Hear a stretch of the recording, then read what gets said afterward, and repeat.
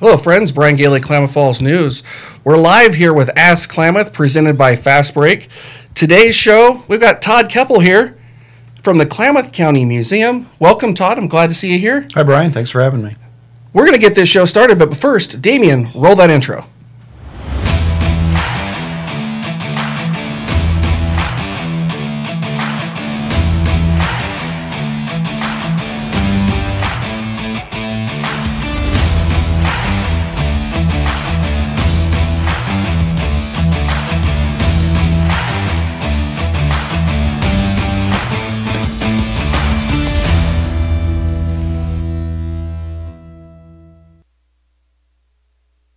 Hello, friends. Brian Gailey, Klamath Falls News. Welcome to Ask Klamath, presented by Fast Break. Today's guest, Todd Kepple, the manager of the Klamath County Museum. For those of you who do not know who Todd is, I'm going to actually read this so I don't screw it up.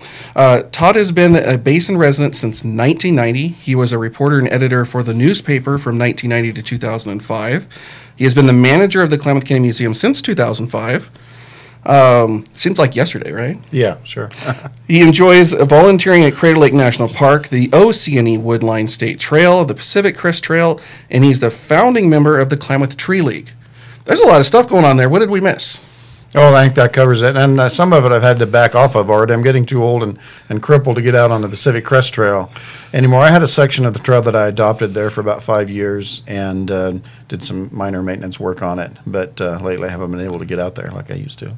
Well, there's nothing wrong with that. I mean, you seem to be always involved in something. Well, there's a time and a season for everything, and sometimes the seasons pass. So. Well, so you've been here almost 30 years, and you've had your hands in a lot of different things. And mainly, the first thing that comes to my mind is like the historian of Klamath County. There's always something that, if I've got any questions, you're the man I go to. Well, I appreciate that. I always enjoy getting questions out of left field, right field, center field, on history questions. Some I can answer and some I can't. One thing I don't claim is to be an historian because I don't have credentials in that field per se. I'm an amateur historian and just a museum manager. And so I make no promises that I will have answers for anybody on anything. We occasionally get questions at the museum on, when was my house built or when did this business open or whatever. And we bat less than 500 on when we can answer questions, but it's always fun to try. It's always fun to try, and it always seems like you got the answer for me, so I appreciate that. So guys, we're actually going to be taking your questions live throughout the show. We've actually asked for some questions ahead of time as well. We got some of those for Todd. We're going to get to those in a few minutes. But I do want to let you know that we are going to be taking your questions live asked during the show, so put those in the comments below. We are monitoring the show and watching for those comments as well. So if you've got anything, like I said, put those in the comments below. It could be museum related or general question for Todd. For those, you got the payday card here. Fast Break is the presenting sponsor for Ask Klamath this season, and they're doing something wonderful. They're actually, for anybody that asks a question on the show, you're going to be entered in to be randomly picked to win this $25 card right here to be used inside their stores. So one person that asked a question today is going to walk away with one of these. So, Todd, you ready for some questions? You bet. Let's go ahead and get started. Okay. What's your role at the museum? So my job title is manager. Sometimes I get referred to as a museum director. That's not a title that I am entitled to have because I don't have the qualifications in professional museum management. I got hired on at a time when the museum was really in trouble. It was facing possible closure or at least laying off nearly all of the staff. And so I went to County Commissioner Al Schweitzer at the time, and he asked me what my interest was, and I said, well, I don't have a museum background, but I know quite a bit about local history, and I would like to offer a program that makes history relevant to the average person on the street in Klamath Falls. And he said, that sounds good, and so the commissioners gave me a shot at the job, and that's been 13 years ago now. 13 short years ago, right? Yeah, right. So, as a manager, what are your duties with the Klamath County Museum? Well, I am ultimately responsible for everything that goes on at the museum, from making sure the bills get paid to overseeing policies at the museum, practices that we have. Fortunately, I've had support, not I have had, but the museum has gained support from a number of local history enthusiasts and people who just care about the history and heritage of our community. And they've stepped forward and say, hey, we want to make sure the museum has funding to have the staff that is needed to take care of all three of the museums that are in the county museum system. And so over the years, we've been able to hire museum staff. So we have a full-time maintenance man now to take care of our properties. And we have a professional curator, Niles Reynolds is his name. And he has a master's degree in museum studies and archaeology. And so, we're able to do a little bit better at taking proper care of the collections that we have. That's good. And you guys have quite an extensive collection. We do. Thousands, tens of thousands of historic photos and documents, archives from the courthouse, rooms stacked full of antiques and just precious local artifacts. We're sort of like the treasure chest for the community, and the stuff has piled up in the museum during the 60-plus years that it's been in existence. Yeah, there's more to it than just what we see if you take a tour and you go out and you look and you take the lap around the inside. There's stuff stored everywhere. Yeah, so we're in the old Armory building, the historic Armory building on Main Street, and there are a lot of storage rooms, closets, and they're all stuffed with material that has come in over the years. And one thing I would like to, if I could, take the opportunity to discuss what we now accept into the collection. Because in earlier times, when they were just getting the museum started, they would take practically anything that was old, whether it had anything to do with local history or not. If it was just something old, it went to the museum. And as the rooms started to fill up and storage space began to become a premium, then we had to tighten up our collection policy a little bit. And Niles actually wrote our first actual collection policy that we've had in recent times. And our policy now is that we will only accept items if they are distinctly Klamath in nature. If something is just old but it's not from Klamath, then we'll encourage people to see if they can find a better home for it than at our museum. We're mainly interested in collecting things that have to do with Klamath County or the upper Klamath Basin as a whole. Okay. And, that history goes a long ways back. It's a very rich history that we have in the basin. So if somebody does have something like that, do they just reach out to you at the museum and show you what they have? Or do you, a lot of times if it's something large, you go to where that's at? Or Yeah, we do that as well. We have an accession committee that meets. I don't decide what comes into the museum and what doesn't, usually anyway. So we have an accession committee of museum staff that includes Niles and myself and our lead collection assistant, Dan Hawks. And then we have, there are 4 volunteers that serve on that committee, and they've been on the committee for years. Gary and Carol Mattis, Avis Kielsmeyer, and Susan Rambo.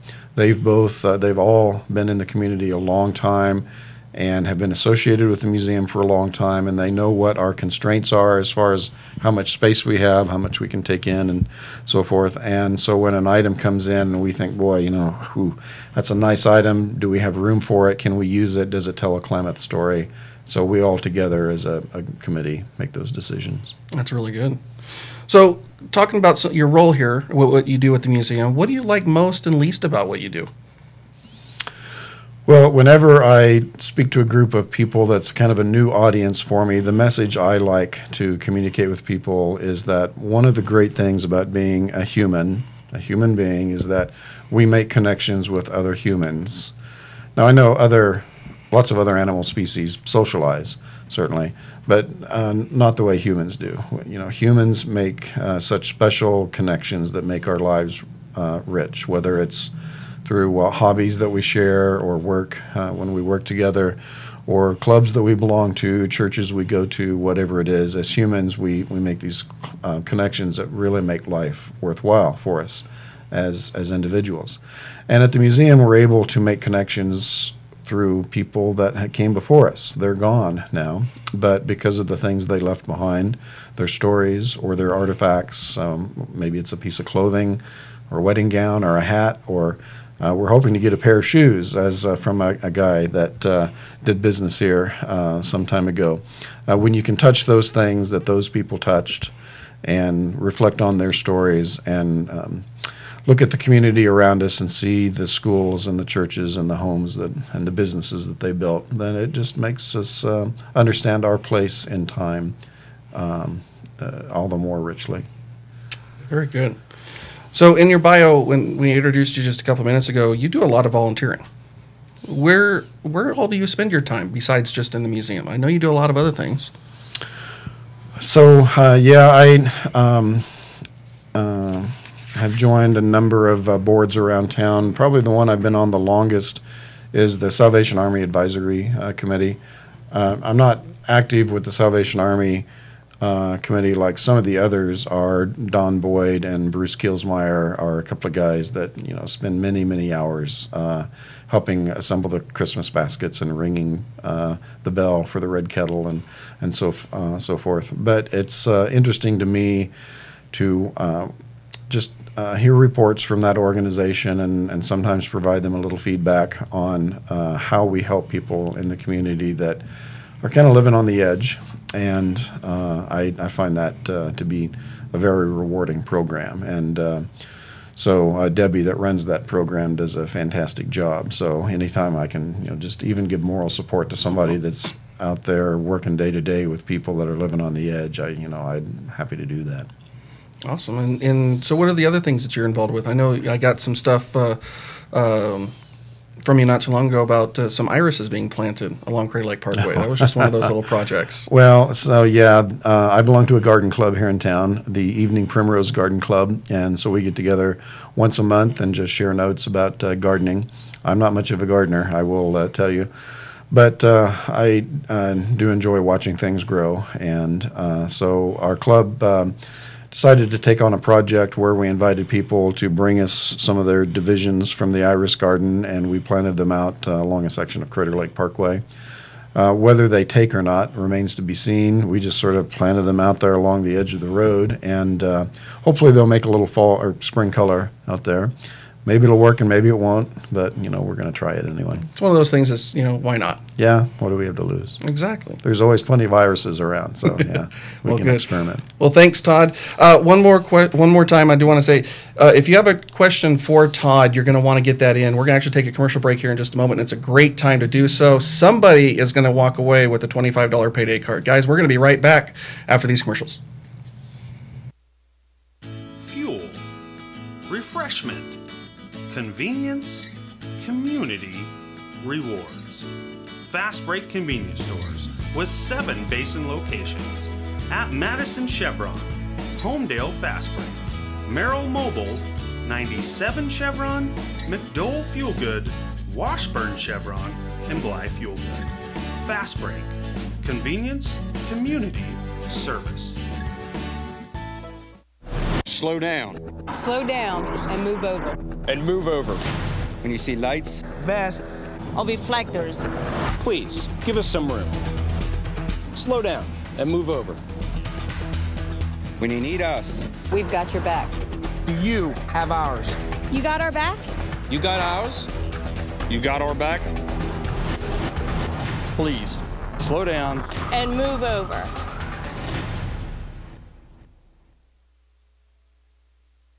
You can have your car taken to the shop of your choice. So my friend had her car taken to Excel Auto Body because she heard about their reputation for excellent work. They even gave her a written warranty that's good for as long as she owns that car. So Excel Auto Body is a very smart choice. Hi, I'm Rorik, owner of Excel Auto Body. No matter if the damage is minor or major, you'll want to choose us now. So if you are ever in an accident, you'll be ready. And remember, it's your choice what body shop you go to. Choose Excel Auto Body. It's your car, our reputation. Hello, friends. Brian Gailey here. Welcome back to Ask Klamath. Our guest today is Todd Kepple, the manager of the Klamath County Museums. This segment is actually brought to you by CrossFit APE. You can actually see their logo right down there in the corner. It's somewhere over there. They're located at 105 North Spring Street. CrossFit APE offers a core strength and conditioning program built on consistently varied functional movements executed at high intensity. Learn more about them at crossfitape.blogspot.com. CrossFit APE, involve your lifestyle. Todd, you ready for some more questions? Yeah, you bet. All right. So you mentioned before our break that there's other museums in the Klamath County Museum system. What are those? Who are they? What's in, what's out? Okay, so in 1954, Klamath County government decided to open a museum. The Historical Society here had been in existence for quite some time, and they were trying to figure out a way to open a museum. County government actually stepped up and took on that role, and that occurred in a number of counties around Oregon and across the country, really. County government seems to be about the right place to have a local history museum. Sometimes it'll be a city sponsored museum, but in Oregon we have several county museums, and so that's what happened here in Klamath County. The first museum was actually in the basement of the library building. The library and the museum were in the same building, and in 1970 the museum moved to the old armory building, which had been vacant for some time at that point. But a couple of other properties were acquired by the county. In 1966, the Zumbrun family in Fort Klamath sold 6 acres and then donated an extra 2 acres to the county to establish a park at the Fort Klamath military post site. And that site is right in the heart of where the old Fort Klamath military post was. In fact, some years ago, Francis Roberts, who was then the surveyor for the county, went out and they located the flagpole from the original fort from well over 100 years before. And so that site was marked and surveyed, and then the surrounding property was transferred to the county. There was a primitive sort of a log cabin structure that was built at the museum, and unfortunately that was destroyed by fire in 2001. But a couple of years later, a new museum building was constructed. It's a modern building. It's not at all a historic, a period type building, although it is designed to be sort of a replica of the guardhouse that was at the original fort building. The guardhouse where, among others, the 4 Modoc warriors, actually 13 Modoc warriors, were imprisoned at the close of the Modoc War. And so Kintwash, more commonly known as Captain Jack, was kept in that old guardhouse. So our new museum building basically looks like the old building did. So anyway, the Fort Klamath Museum is open during the summer months, June, July, August, and September. We have a seasonal attendant who works there, Kevin Fields, and he does a great job up there, basically entertaining the traveling public on their way to Crater Lake. It's actually our busiest museum. When we're open there, there's a steady stream of traffic of people that are headed to Crater Lake, and they see a sign that says museum, and they pull over. Maybe they've never heard of Fort Klamath before, but we have a nice, interesting, fascinating, sometimes sad story to tell them about the history of that fort. So Fort Klamath is one of the other museums. And then there's the Baldwin Hotel Museum right here in town. That building was constructed in 1905. It opened in 1906 as the hardware store operated by George Baldwin. And then he converted it to a hotel by about 1911, and it served as a hotel in the Baldwin family, and then in another family until 1977 when it closed. And there was some talk of demolishing the Baldwin Hotel at that time, but there was a group of people in the community that said, oh, we've got to save this beautiful old building. And so the county again then stepped in and purchased the property and preserved it as a museum. So it's now basically a 4-story museum right on Main Street here in town, and it's got a lot of great stuff in it. Now, we were actually, you had sent me just an email just the other day, get some press releases of things going on. You have something coming up at the Baldwin, right, don't you? Yeah, we have in recent years established a kind of a fun tradition of offering flashlight tours in the Baldwin. So that's where we invite people to come in, buy a ticket, basically, and one of our museum attendants leads people around through the dark in the museum with just a flashlight. I'm not sure what's so fun about it, but people just think it's a blast to do that. We don't try to advertise the Baldwin as a haunted hotel. I like to say we do authentic history, not ghost stories. But people still get a kind of a creepy feeling walking around in the Baldwin. But from our standpoint, what it allows us to do is take a flashlight and shine it on individual objects. And it kind of helps people focus on objects in a way that they might not do during daylight hours. And so it gives us just a different way to tell that story. So you don't have anything set up to when you're telling a story, the stuff just automatically flies across the room? No, we don't have people that jump out from behind corners and try to scare you. It's not a haunted house. No, we don't do that. But it is flashlight tours. So is. my wife wants to do some of those, and I don't know. We'll have to see if we do it one day. Oh, it's fun. When did those get started? How does somebody get tickets? So we call the Klamath County Museum. That number is 882-1000. And the space has to be reserved in advance, paid in advance, so that we're not handling money on the night of the tour. And so we'll start those at the end of this month. It's Friday and Saturday. Is that like the 28th and 29th? Sounds familiar, something like that. We'll do a couple of weekends, and then if there's still demand for more tours, then we'll continue it on into October. I remember last year it sold out pretty quick, too. It did, yeah. Yeah, so if you want to do something like that, you can jump on it quick. What's that number one more time? 882-1000. There you go. All right, so going to talk about something that maybe a lot of people might have some misconceptions about. Like that's questions, or a question about funding. Where does the museum get its funding? And can you discuss how that happens? Yeah, sure. I mentioned a little while ago that back in the day, say in the 40s, 50s, and 60s, a lot of counties were opening local history museums. And at that time, they were all just funded by county government. But over time, counties started to realize that they wouldn't be able to continue that indefinitely.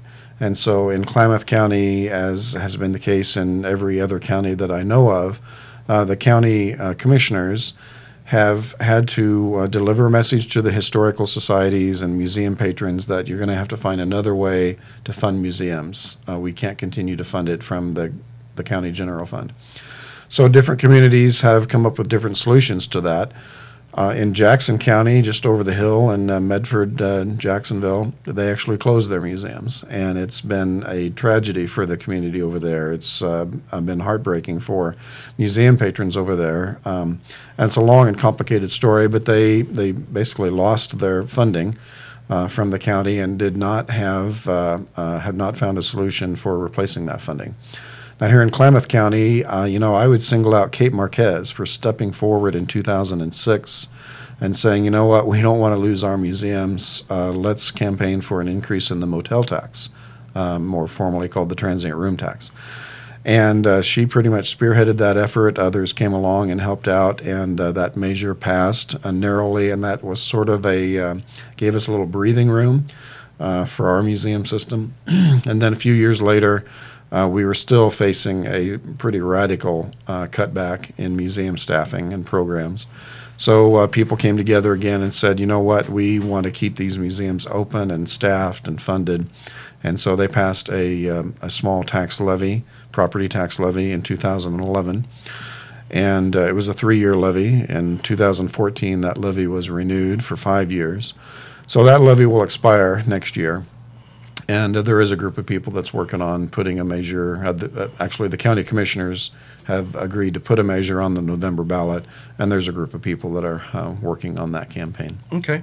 Well, we're not going to get to the nuts and bolts of that campaign today, but it is something that we will be following, and follow us here at Klamath Falls News, and we'll get you some updates on how that's all going to work. Brian, could I just jump in and say, sure. We don't just live on taxes alone. We have very generous donors.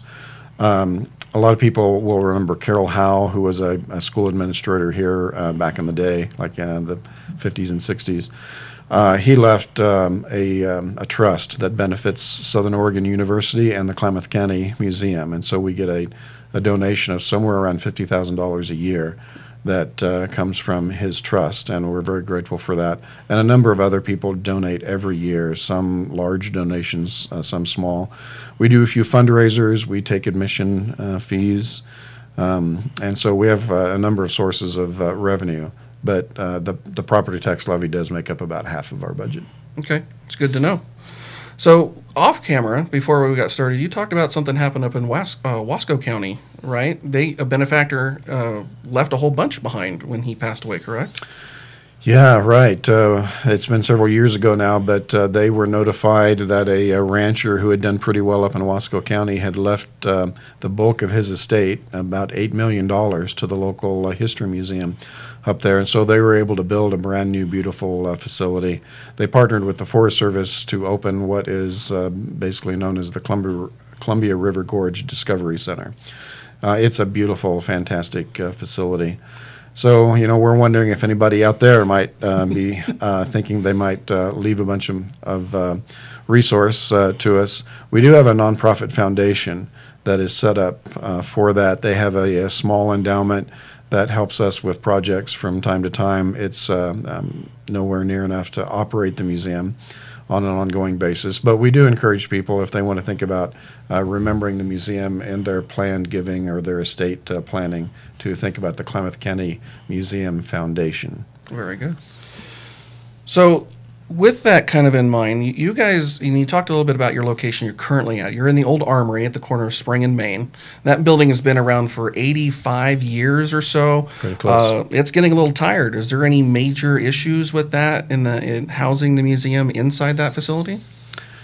Yeah, there are a number of issues. We love the building. The Armory building is, a lot of people in town have fantastic memories of events that took place there, dances they went to, concerts they heard. A lot of big-name acts performed there. The Dorsey Brothers and Sons of the Pioneers and Bob Wills and Lawrence Welk and Johnny Cash, they all played on the stage in the Armory, and so a lot of people have memories of going to those events. And, there were boxing matches, wrestling matches, scout expositions, car shows, circuses, and so a tremendous number of memories associated with that building. And so we consider the building itself to be our biggest artifact that needs preservation. At the same time, it was not designed to be a museum. It was a National Guard armory. And so it's not real well outfitted for conservation of our most delicate items, things like paper and textiles, baskets, and so forth. We struggle a little bit in that area. And so we do the best we can with the means that we have to preserve the artifacts that are entrusted to our care. And one of the things we were talking about again off camera is like a climate control would be a great benefit for something like that, right? Yeah, we did find a storage space on the side of the Armory building that we were able to basically retrofit as a climate control zone, and so we have temperature and humidity control there. Fortunately, we live in a pretty dry climate, and so humidity isn't the threat here that it might be, say, back east somewhere.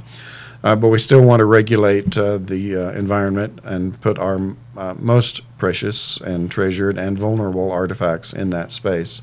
But it's just not big enough, nowhere near big enough to house the collection that we really need to do a better job of protecting. Yeah. So cool building, not 100% best for the museum, but you probably wouldn't want it any other way, right? Yeah, that's right. The space is good. The location is good. And the stories that are associated with the building are precious to us. That's awesome. And back when it was the 97 corridor before I-5, that's why a lot of those acts came through, right? It was because they were heading through and they stopped on their way? It had more to do with the railroad than it did the highway. Okay. Yeah, right. Yeah, so a lot of those acts were traveling by train, especially the circuses. And so Klamath Falls was the one major town between San Francisco, Sacramento, and then the Eugene, Portland corridor. Very good. So going on from that, you did mention as well that your staff, your volunteers, there were some rough times in the past. How many staff and volunteers are associated with the museum now? So we have 5 full-time employees working at the museum. Myself as the manager, our curator, Niles Reynolds, whom I've mentioned. We have a full-time maintenance man now. He's been with us for 5 years, Jim McClure. Very talented individual. He can do carpentry work, he can do minor plumbing and electrical work, and he can also fix equipment, and very lucky to have him with us. We have a lead collection assistant who is basically the registrar for our collection, Dan Hawks, and he basically catalogs the collection and has in the past also overseen our gift shop operation, which is a fair piece of work in itself. We also have a position for outreach to the community with a special focus on schools. We just lost a guy there. Kenneth Doubt had been our outreach coordinator for about 1.5 years. He got a job with the National Park Service, and so of course that was a great opportunity for him, and we wish him well down at Manzanar. But we will refill that position because one of our objectives that is strongly supported by our Museum Advisory Board is reaching out to the school, and we want to make sure every fourth grader that attends school in Klamath County has a chance to learn the local history of this community. Very cool. That's some good stuff. We also, by the way, Brian, we have a handful of part-timers and seasonal staff that helps us keep all three of these museums going. Now, you said Kevin Fields is up at Fort Klamath, Right. and that's a seasonal position as Right. well. Is there anybody in the Baldwin on a seasonal basis as well? Is that Yeah, a seasonal? it is a seasonal operation. We have a couple of part-time folks there. This past year, Melinda Hopper and Dodie DeGarmo were our two workers down there at the Baldwin. And I might just mention that the Baldwin is a place where we really could use some volunteer help. If anybody's looking for a way to spend some time during the summer helping us out, giving tours, or, just attending the lobby while our staff is leading tours throughout the museum, we could sure use some help with that. And if somebody did want to help, what's the best way that they can get a hold of you to volunteer? So they can message us on Facebook, or they can send us an email. Our website will provide contact information, or just give us a call. Very good. And the number again? 88 Tuxedo to 1000. There you go.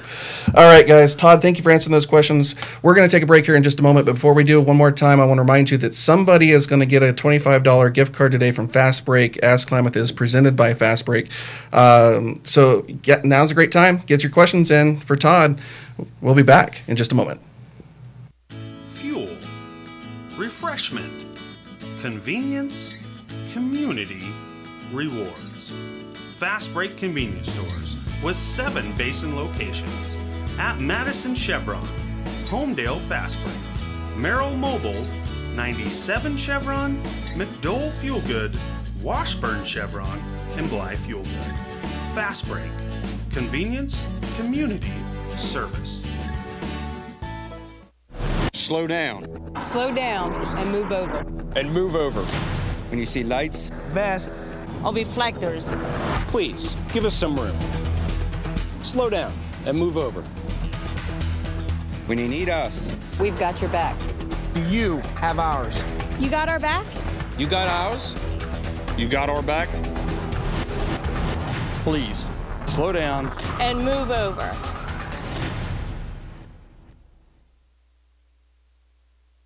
You can have your car taken to the shop of your choice. So my friend had her car taken to Excel Auto Body because she heard about their reputation for excellent work. They even gave her a written warranty that's good for as long as she owns that car. So Excel Auto Body is a very smart choice. Hi, I'm Rourke, owner of Excel Auto Body. No matter if the damage is minor or major, you'll want to choose us now.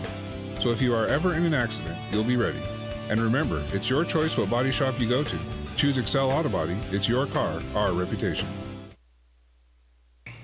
Hello, friends. Brian Gailey, Klamath Falls News. Welcome back to Ask Klamath. Today's guest is Todd Kepple. He is the manager at the Klamath County Museums. And make sure we say manager, not director, right? Right. We talked about that a little earlier. This section is actually brought to you by the Klamath County Fairgrounds. The Fairgrounds actually wants to remind everybody that this weekend is benefit for the basin at the Fairgrounds. Friday will be the dinner and auction at 7.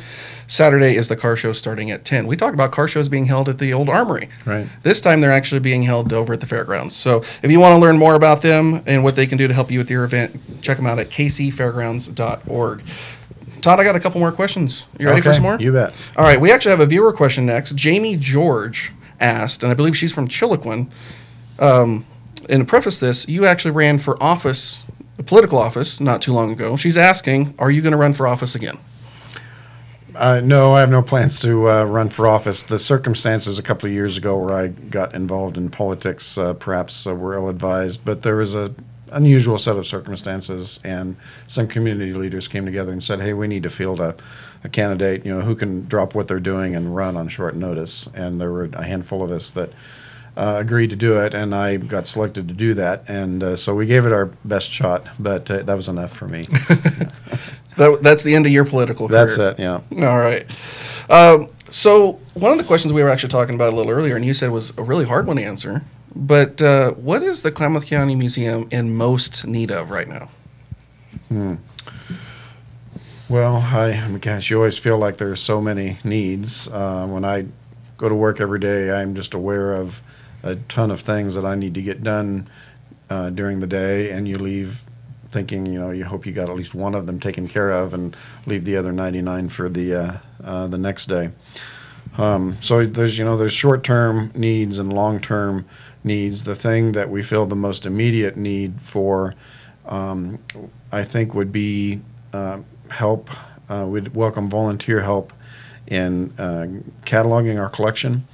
We have stacks, shelves full of things like photo negatives that need to be sorted. We're plugging away at that, but just from the Herald and News alone, we have tens of thousands of negatives that are somewhat organized. But if we really needed to find a particular photo from an old newspaper, if we can find it at all, it's a real challenge.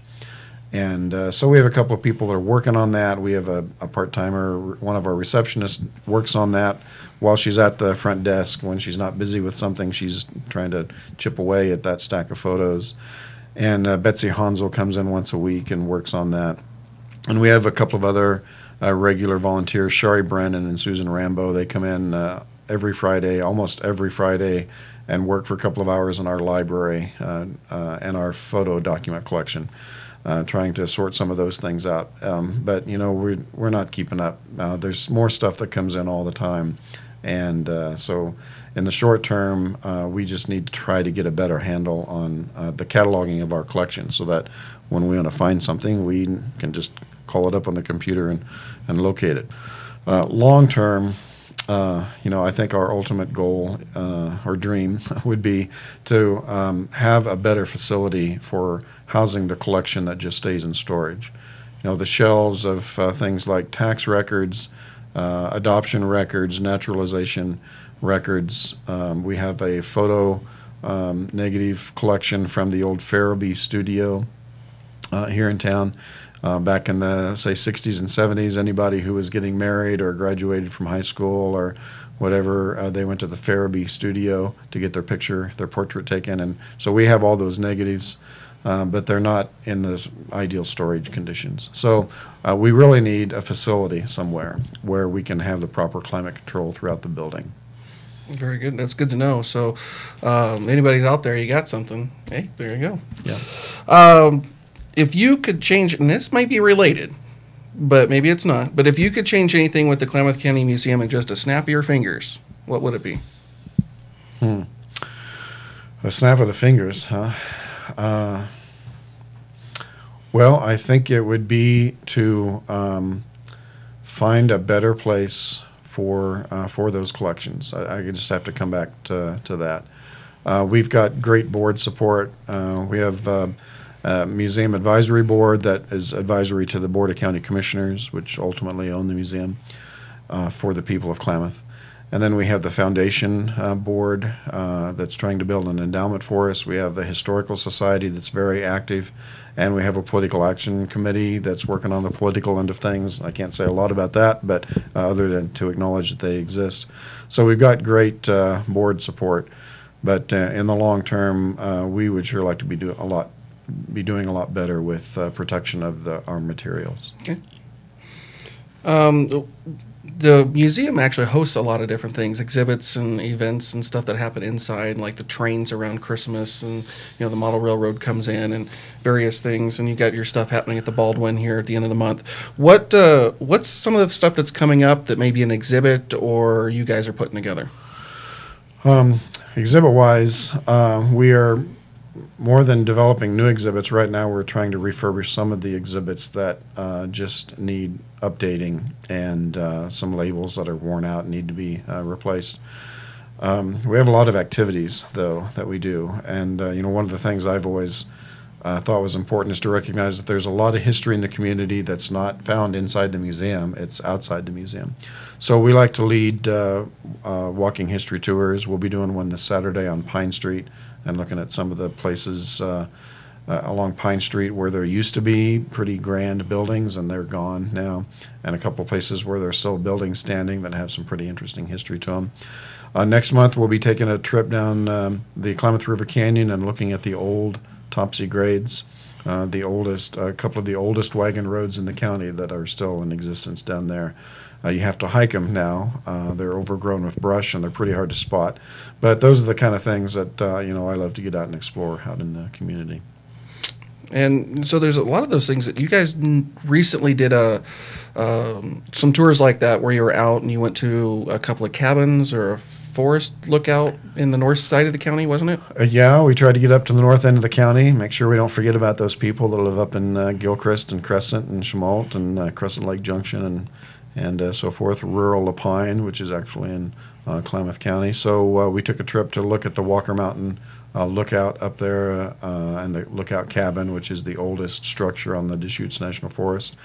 And then we took basically a Jeep trip over the historic Immigrant Pass to Summit Lake and looked at some of the history of that area there. And like I say, we just love to get out there and find those places that a lot of people have forgotten about, maybe didn't even know they existed. Mm-hmm. But there's some great stories out there. And so for people to stay in tune with what's going on, do you guys have a Facebook page? Is that updated? Are those things there? I know I get press releases and we share them on Klamath Falls News.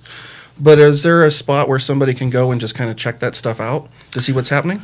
Yeah, we're more active on Facebook than anything now, and so we post a weekly photo, a feature photo from our collection, and share that with the community, and encourage people to check that out. We post it every Sunday morning, first day of the week. We put a photo out there. This last photo, by the way, which I think you're aware of, I think you guys shared it here on your site, was 25 years since the earthquakes that struck here in Klamath, and so that generated a lot of comments. Knock on wood on that. Yeah, one, right. But yeah, 25 years ago. It's amazing that it's been that long. Right. Yeah, so we do have a pretty active group following us on Facebook, and that's been a real great outlet for it. I kind of look at it as an exhibit that we do that's online that people can access anywhere. Nice. So out of all those exhibits, what would you say is your favorite one or the one you look forward to the most? As far as exhibits in the building? Or events that you guys host or carry? Or Well, our most popular event of the year is Night at the Cemetery, and that'll be coming up towards the middle of October. We'll be selling tickets for that pretty soon. It's a fundraiser for the museum. It's a great living history program. It's fun for the actors because they get to research historical characters. If you're not familiar with it, that's where we have historical reenactors that stand next to a tombstone and pretend to be that person that's come back to life and is telling their stories. And so again, it's the kind of thing, it's not meant to be a haunted house type of event, but it's a living history program, and it sells out pretty fast, and it's a great fundraiser for us. So we look forward to that every year. Yeah, it's always a fun one. Guys, we're going to take a break here in just a moment, but one more time I want to remind you, when we come back, we're going to actually ask your questions for Todd. Put those down in the comments, and somebody is going to get themselves a $25 gift certificate to Fast Break, our presenting sponsor here for Ask Klamath. So guys, we're going to be right back with Todd answering your questions about the Klamath County Museum. Fuel, refreshment, convenience, community, rewards. Fast Break convenience stores with 7 basin locations at Madison Chevron, Homedale Fast Break, Merrill Mobile, 97 Chevron, McDowell Fuel Good, Washburn Chevron, and Bly Fuel Good. Fast Break. Convenience, community, service. Slow down. Slow down and move over. And move over. When you see lights, Vests, Or reflectors. please give us some room. Slow down and move over. when you need us. We've got your back. Do you have ours? You got our back? You got ours? You got our back? Please, slow down. And move over.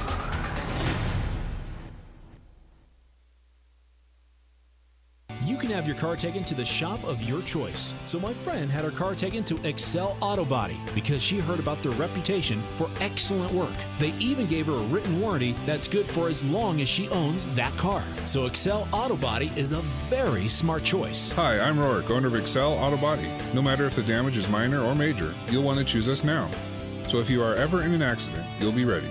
And remember, it's your choice what body shop you go to. Choose Excel Auto Body. It's your car, our reputation. Hello, friends. Brian Gailey, Klamath Falls News. Welcome back to Ask Klamath. We're sitting here with Todd Kepple. We're talking to him about the Klamath County Museum. And Todd, we're going to actually pick your brain here in just a second. Actually, you can share what you've got rolling around in your head, but I do want to give a shout out to our sponsor for this section, and that's Shasta Family Dental. Dr. Brown has created a team of individuals that hold a high value in family, community, honesty, integrity, and compassion. They provide quality, compassionate dental care through trust and respect to their patients. They're located on Shasta Way across the street from the city PD. You can learn more about them at shastafamilydental.com or giving them a call at 541-884-5474. So, Todd, what's on your mind today? Well, I can just take a shot at anything. Take a shot. Or anybody. Yeah. Well, so, when I think about the history and heritage of this community, one thing I appreciate about the past of this community is that over the years, the community took great pride in the appearance of the community. I think of guys like Dr. Soule, who back in the 1920s said that, you know what, we need to clean this community up and make it presentable, and he was mainly interested in sanitation, which in those days, modern sewer systems were pretty unheard of. And so, but he wasn't concerned just about health conditions, but just, the general appearance of the community. And over the years, the Herald and News, as the local newspaper, has advocated for beautification projects. We have an annual cleanup day, it's a free dump day, we often call it, where people are encouraged to clean up their yards and so forth. At one time, the city actually had an ordinance that prohibited the posting of flyers. You couldn't just go around and tack flyers up on light poles and so forth. And we've kind of, my opinion, lost some of that community pride and don't maintain the curbside appeal of the community the way we could. And so I just want to encourage people to take a little more time to get out of the house and go out and pull some weeds and clean up some litter. Participate with, whether it's your club or your office group or a church or whatever, and spruce up the community and just make things look a little better. It makes a difference when people take pride in their community. It shows. It shows in certain properties. You can tell property owners, they take care of their property. They just want to put their best foot forward, and as a community, I think it would go a long way if we could all pull together and do that. Very good. And I'm probably sure you got some neighborhoods that stick in your mind, but we're not going to call anybody out. No. But I would totally agree with that. There is definitely some pride to be said in communities that show that. And there's some others out there that you drive through and you recognize that they take pride in what they do. Yep. And one of those that comes to my mind is, like, say, Jacksonville. You drive through Jacksonville and it's always looking great, right? Yep. So, yeah. Definitely. Well, I know people sometimes feel like, oh, we're down on our luck, we're a depressed community, whatever. Maybe so, but we can still get out there and just use some elbow grease and improve things a lot. Yep. Put our mind to it. Trim trees and cut the tall grass. Yeah, that's right. It goes a long way, makes a big difference. Yep. Plant some flowers, like some irises. Yeah, that sounds great. Anything else on your mind, Todd? No, that'll take care of it. Do you have any more questions?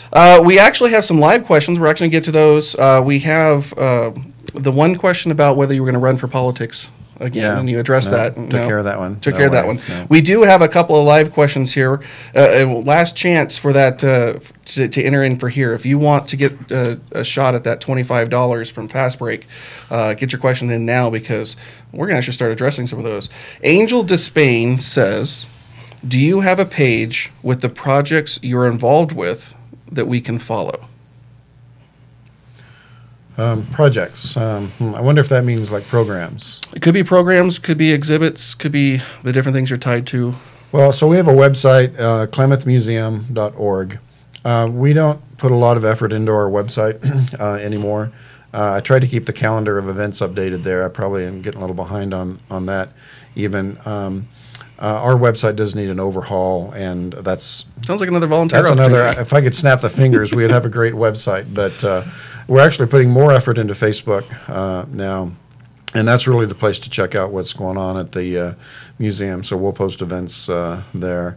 And like I say, that photo of the week is always there, and we don't just put a picture up there, but we interpret the picture. We try to give the background behind it and what it tells us about the history of the community. Okay. So Tammy Thompson has a question. She actually has a comment. First says, great to see you online. She's talking about you, I guess, right? I don't know. Maybe it's me. Maybe it's you. Hi, Tammy. Thanks, Tammy. Her question is, she just got onto this program, so she tuned in late. We may have covered it, but what are the hours in the museum? We actually didn't cover that, but that's a great question. What are the hours? You should have thought of that, sir. Or I should have, or something. Yeah. We talked about how the Baldwin Hotel and the Fort Klamath Museum are just open seasonally. So the Baldwin Hotel Museum is closed for the season, although we can open it by appointment. If somebody has a group of people and you want to go through and see that, then we can open up the Baldwin and give a tour for that until winter sets in, and then we winterize the building. Fort Klamath is open through the end of September. Kevin, our man up there at Fort Klamath, is there from 10 to 6, Thursday through Monday. So it's kind of a weekend schedule up there, Thursday, Friday, Saturday, Sunday, Monday. He's open at Fort Klamath, and then we'll close that down at the end of September and winterize that property as well. The main Klamath County Museum in the old Armory building, it's open year-round, Tuesday to Saturday, 9 to 5. We close for most major holidays. I do want to mention, Brian, that Klamath County's birthday is coming up. Klamath County was established on the 17th of October in 1882, and so every 17th of October we make it a free admission day at the county museum to celebrate the birthday of Klamath County. So I didn't even know that. Yeah, if anybody maybe wants to visit the museum and doesn't feel like they can spare the money to pay the admission fee, we try to offer some free admission days every year. We commemorate D-Day every year by offering free admission. We, of course, admit veterans free on Veterans Day, but October 17th, it's free for everybody. Very good. What are the hours of the museum downtown? 9 to 5. 9 a.m. to 5 p.m. 9 to 5. Monday through Friday? Saturday weekends? Tuesday to Saturday. Tuesday in to the Saturday. museum world, our lives are from Tuesday to Saturday. We're closed on Sunday and Monday. Closed Sunday and Monday. Good to know. So if you're heading down there with the kids on a Sunday, you're probably not going to get in there. Well, there's stuff to look at outside. There is. Well, there's true. There's You do quite have a lot bit of of outside stuff sitting outside that people can go there anytime. Well, very good. So one of the things that I had just thought about also is there's several museums in Klamath County. Right, we have the Collier Logging Museum in Chiloquin. We have the Fayetteville Museum down at the end of Maine. But those are not county museums, correct? Only those three that we talked about, the main museum at the Old Armory, the Baldwin, and the Fort Klamath, are run by the Klamath County Museums. They're owned by Klamath County government. Yeah. Right. So they're public museums, publicly supported with tax dollars and donations and so forth. The Fayetteville Museum is a fantastic museum that was established by Gene Fayetteville, I think back in 1971 or Sounds so. about right. Yeah, it was basically his personal collection of Indian artifacts and some tremendous Western art. He was an amazing art collector, and a lot of his collection is still there at the Fayetteville. But they're a privately operated museum. They are supported by local patrons, and so they definitely need the support of local art and history patrons. Down at the Fayetteville. We also have the Children's Museum here in town, which is not a history museum, but still a museum that does a great job providing a venue for a place for kids to go and explore and discover. I don't know how I could forget that one. That's a great little place. It is. There are some other local history museums. The Malin community has a great museum down there where Ryan Bartholomew is the president of the Historical Society, and they've taken an old bank building and converted it to a museum. Merrill actually has two museums. There's one in the Merrill Park Civic Center. It's only open one day a year, I'm told. It's open on the day of the Potato Festival. So that day is coming up in October. But they're also developing a new exhibit that's right there in the City Hall. And so they're doing some great work down there. And then, there's talk of other local community museums in Bonanza and up in Gilchrist. John Driscoll is working away up there. And of course, Collier State Park, operated by Oregon State Parks, is a fantastic logging museum. Crater Lake also has a museum collection up there. I shouldn't say museum collection, but a historical collection. And a full-time professional historian, Steve Mark, works as the historian of Crater Lake and is a tremendous fount of knowledge for that part of the county. And like I said, what does this guy not know? I mean, who knew all those things? You did. Well, that's our business, museums. Yeah. Well, very good. So, Tammy asked another question here. Do you accept items for the museum? We did address this a little earlier, but let's go ahead and go over that again. Yeah, so just to repeat that, because that's a question we get pretty often. We do accept items if they pertain specifically to Klamath County history. In the early days of the museum, they took in pretty much anything that was old, whether it had anything to do with Klamath County or not. If it was something old, the museum collected it. But now that we have storage rooms that are pretty much bursting at the seams, we have to be a little bit more selective about what we accept. So if somebody brings us something that is from Klamath Falls or was owned by Klamath Falls pioneers or early day residents or whatever, then anything that helps tell the Klamath story, then we'll probably accept that. Is there any sort of cutoff time-wise? Like if somebody had something from the 50s but still told a story, are you interested? Or are you looking like 1880s? Oh, you know what? Here's another, if I could snap my fingers thing, if I could change, that we would have a better collection of things from the past 50 years. We have a great collection of artifacts from the pioneer era, when the basin was being settled and the town was being built and so forth. And we have thousands of photos from the early 1900s, but we have practically no photos from, say, the last 60 years or so. Leo Morstad left us his collection, and it's a fantastic collection of photos that he took during his lifetime here. Leo's work was great. Yeah, he was a great photographer, had a good eye, but we need more of that kind of stuff. And so photo collections that people might have from like the 60s, 70s, 80s, that's where we're really lacking. That's good to know. So I'm looking one more time to see if we have any new questions in here. I am not seeing any new questions. With that, Todd, was any of those stick out in your mind that's worth that $25? Well, you know what? I'm going to say, since Tammy pointed out that we hadn't mentioned the hours that the museum is open, she, I think, should be recognized for I'll agree with that. Yeah, correcting us on that. Tammy, I'll be reaching out to you, and you, my friend, are going to be $25 richer to spend at our presenting sponsor here for Ask Klamath of Fast Break. Good job, Tammy. Anything else, Todd? No, I appreciate the time, Brian. And, of course, if anybody has any questions, comments, concerns, corrections, if we didn't get something right, just give us a call at the museum. Tuxedo 2, 1000. Do you know the meaning of tuxedo? No, not really. So, you know, in the old days, communities had names that went with their phone number. Every community had a certain name. And so the prefix here in Klamath Falls in the old days was 882 or 883. And so the 88, if you were going to dial that on your phone, you would dial the TU for tuxedo. And that's the way people remembered the prefix. So we have an old phone number that we acquired, the 882-1000 number, so I just tell people to call Tuxedo 2 1000. And that definitely is an early one in the directory. It is, yeah. I remember my childhood number was an 882 number, but it wasn't the 1000s. It was a little further down. We're lucky to get that one. Yes, it was. Tammy, she says great. Enjoyed the program. Well, good to see you, Tammy. Thank you very much. Thanks, Tammy. All right, so with that, Todd, we're going to close and wrap up the show. Congratulations to Tammy for being our winner. I want to thank you for joining us and being here today.